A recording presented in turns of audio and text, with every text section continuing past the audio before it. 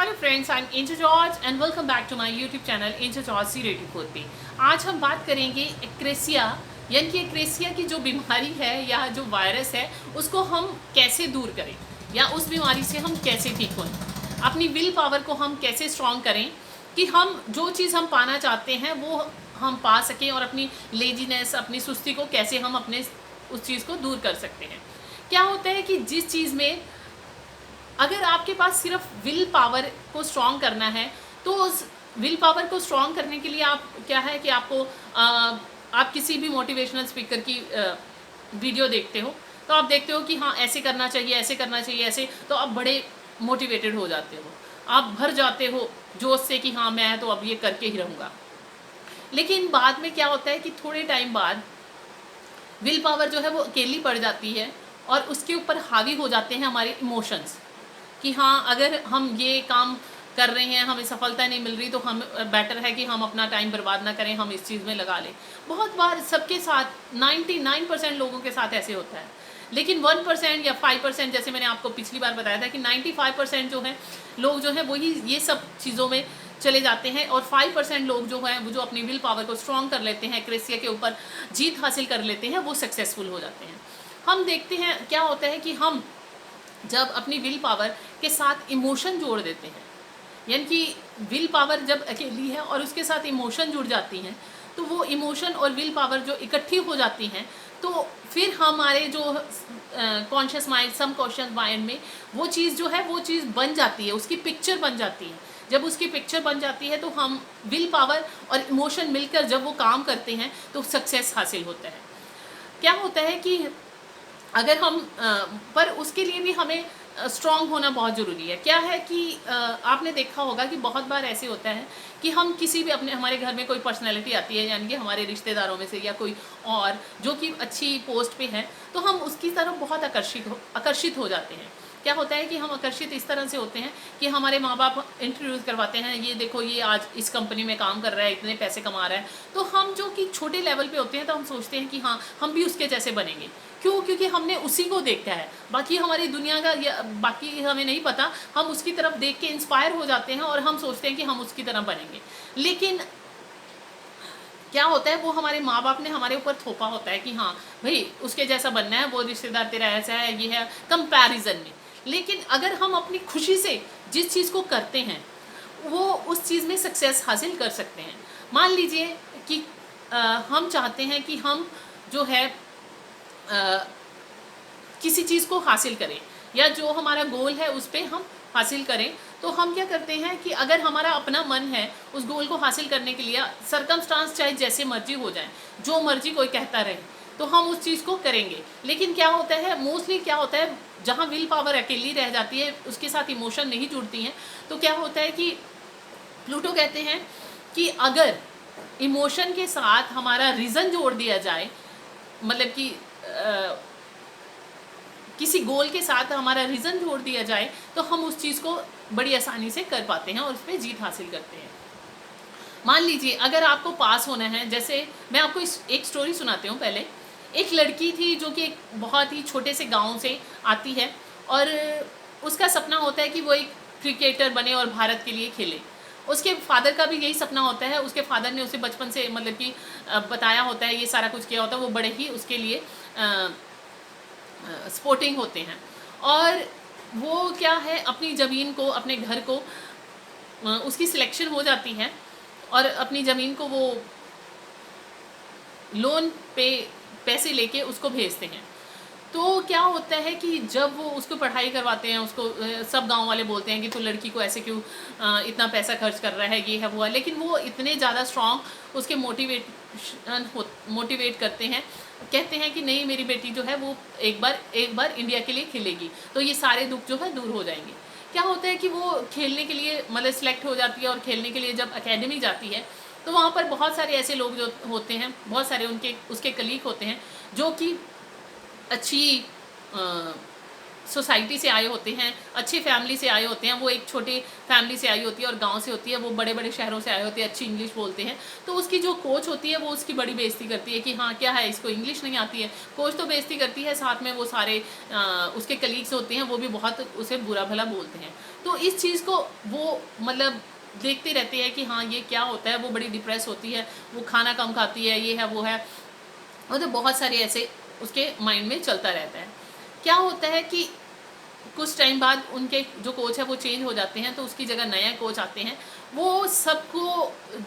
क्या है कि उनको ट्रेनिंग दे रहे होते हैं और लड़की में देखते हैं कि हाँ इसमें अच्छी प्रतिभा है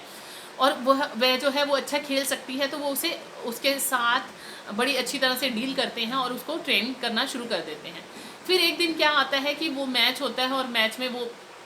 जो है वो सिलेक्ट हो जाती है इंडिया की टीम के लिए। जब वो इंडिया की टीम के लिए सिलेक्ट होती है तो क्या होता है कि तभी वो सोचती है कि मैं अपने गाँव अपने पिताजी को फ़ोन करूं और मैं उन्हें बताऊं कि देखो आज मैं इंडिया के लिए खेल रही हूँ, आपका सपना जो है वो पूरा हो गया। तभी जब उसके पापा से वो फ़ोन पे बात करती है तो उसके पापा जब फ़ोन उठाते हैं तो वो पीछे से शोर आ रहा होता है, तो वो शोर को सुन के पूछती है कि बाबा क्या बात हुई है, लेकिन वो नहीं बताते हैं। वो बताती है कि हाँ मैं इंडिया के लिए खेलने जा रहे हैं, तो वो बहुत खुश होते हैं, मतलब बहुत ही ज़्यादा खुशी करते हैं, लेकिन वो अंदर से रो रहे होते हैं। तभी वो कहती है कि मुझे माँ से भी बात करनी है, क्योंकि जब तक मैं माँ मुझे बात नहीं करूँगी तो मुझे अच्छा नहीं लगता। तो वो अपनी माँ से बात करती है, अभी माँ से बात कर ही रही होती है कि जो उसका घर उसी टाइम पे उसका घर जो है वो खाली करवा रहे होते हैं बैंक वाले, लॉक लगाना होता है उन्हें। तो वो उनसे बड़ी बदतमीज़ी से पुलिस वाले बोलते हैं और वो जो लड़की है वो सारी बात सुन लेती है। तो जैसे ही उसने ग्राउंड में जाना होता है, लेकिन वो ग्राउंड में ना जाके वहीं पर खड़ी होकर रोना शुरू कर देती है और इतना ज़्यादा रोती है। और तभी कोच आते हैं कि क्या बात है कि तू जो है वो बाहर क्यों नहीं आए। जब वो उसे उन्हें सारी बात बताती है, कहती है कि मैं नहीं खेल सकती क्योंकि मेरे मम्मा पापा जो हैं वो इतनी ज़्यादा मुसीबत में हैं और मैं खेलने जाऊँ मेरे से नहीं हो पाएगा। तभी कोच उसे कहते हैं कि नहीं, ऐसा नहीं है, कि देखो कि आपको जो है वो खेलना चाहिए, क्योंकि आप इसी दिन के लिए ही तो यहाँ आए हैं। कहती लेकिन मैं अब मेरे मामा पापा जो है वो आज अकेले हैं, ये सब वो बहुत सारे रीज़न देती है। कोच उसे कहते हैं कि देखो अगर तुम्हारे बाबा ने ये जो पैसे का कर्जा जो लिया था, लोन लिया था, वो तुम्हारे ही कारण लिया था कि आज वो है तो इसी प्रॉब्लम में है, क्योंकि वो तुम्हें इस लेवल पे देखना चाहते थे। तो आज अगर तुम नहीं खेलोगी तो उनके लिए उन्हें और भी बुरा लगेगा। लेकिन वो कहती है कि नहीं, एटलीस्ट मैं उनके साथ तो होती। कहती साथ होने से ज़्यादा ज़रूरी है कि जो जिस काम के लिए तुम्हें यहाँ भेजा गया है कि वो काम जो है वो किया जाए। तो वो लड़की खेलने जाती है और जीत जाती है और बाद में मतलब कि बहुत ही ज़्यादा उसे होता है और वो कोच को कहती है कि हाँ, मेरा ये कहानी सुनाने का मतलब यही था कि आपकी लाइफ में बहुत सारी ऐसी चीज़ें आती हैं जो कि आपको आपके गोल तक पहुंचने नहीं देती हैं, लेकिन अगर उस गोल के साथ कोई इमोशन जुड़ी होती है तो हमें जल्दी वो, यानी कि हमारा रीज़न होता है, तो हम क्या है उस गोल को आसानी से प्राप्त करते हैं। जैसे कि मैंने किसी से सुना था,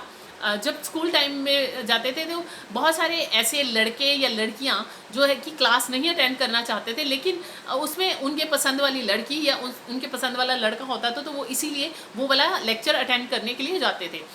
तो कहने का मतलब है कि उनको एक रीज़न था, उसके पीछे एक रीज़न था कि हाँ, कि वो जो रीज़न है वो उनको उस क्लास तक लेके जाता था, और नहीं भी वो पढ़ना चाहते थे, वो सब्जेक्ट अच्छा नहीं होता था, लेकिन फिर भी वो सब्जेक्ट को पढ़ते थे। मेरा कहने का मतलब ये नहीं है कि ये काम आप लोग करना शुरू कर दो। कहने का मतलब है कि जब आपका गोल कोई आप बनाओ तो उसके पीछे एक सॉलिड रीज़न हो, तो फिर आप जो है उस अपनी विल पावर को स्ट्रांग रखोगे, क्योंकि उसके साथ रीज़न और इमोशन जुड़ जाएगा। आपने देखा होगा कि अगर पिक्चर हम देखते हैं तो हमें हमारा माइंड जो है सबकॉन्शियस माइंड कॉन्शियस या सबकॉन्शियस माइंड जो है उसके अंदर एक पिक्चर बन जाती है, और अगर वो पिक्चर स्ट्रांग होती है तो हम उस चीज़ के पीछे लग जाते हैं, और अगर वो स्ट्रांग नहीं होती है तो हमें वो बहुत देर तक याद रहता है। अब 29/11 वाला हमला जो है वो सबको याद होगा, जब इंडिया 2011 में जीता था तो वो भी याद होगा, जिसको इंटरेस्ट होता है उस चीज़ में। कहने का मतलब है कि अगर किसी चीज़ में हमारा इंटरेस्ट होता है और उस काम को हम करते हैं, और इंटरेस्ट के अलावा अगर उसमें रीज़न होता है, इमोशनली हमें कुछ उसके साथ अटैच होता है, तो हम जो है उस काम को अच्छी तरह से कर पाते हैं। तो अगर आपने अपनी विल पावर को स्ट्रॉन्ग करना है तो उसके साथ कोई इमोशन जोड़ दीजिए। मान लीजिए आप चाहते हैं कि आप डॉक्टर बने, तो डॉक्टर बनना ही आपके लिए सिर्फ आपका जो है वो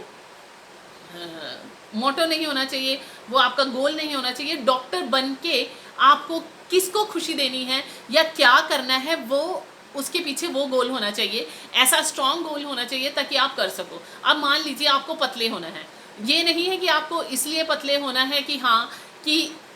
आपको किसी मतलब उसमें जाना है। मोस्टली कोई मोटा आदमी है, उसे बोला जाए कि हाँ, कहेगा या तो कहेगा नहीं अब तो मेरी शादी हो गई है, या तो कहेंगे कि नहीं हमने कौन सा किसी फैशन शो में जाना है। इसका मतलब ये नहीं है कि फैशन शो में जाना है, इसका मतलब ये है कि आपको उससे कितनी खुशी मिलती है, कि आपको उस चीज़ से आपकी कौन सी इमोशन उसके साथ जुड़ी है, तो आप उस काम को कर पाएंगे। अगर आप चाहते हैं कि आप अपने आप को फिट रखना, आप अपने आप से प्यार करते हैं, तो आप उस चीज़ को करेंगे। अगर आप अपनी विल पावर को स्ट्रॉन्ग करना चाहते हो, तो अपनी विल पावर अकेली जब होती है तो उसके साथ इमोशन और उसके साथ रीज़न डाल दिया जाए तो वो स्ट्रॉन्ग हो जाती है। जैसे लकड़ी वाली कहानी सुनी होगी, अगर सिंगल लकड़ी हो और उसके साथ 10 लकड़ियाँ और जोड़ दी जाएँ तो वो नहीं कोई तोड़ सकता। उसी तरह से आपकी इमोशन जो विल पावर है उसके साथ इमोशन रीज़न जोड़ दिया जाए तो आपकी जो विल पावर है और स्ट्रॉन्ग हो जाती है और आप उस काम को पूरे मन से करते हो और आप सक्सेसफुल होते हो। अब हम नेक्स्ट वीडियो में मिलते हैं नेक्स्ट टॉपिक के साथ, तब तक के लिए bye bye, take care and stay blessed.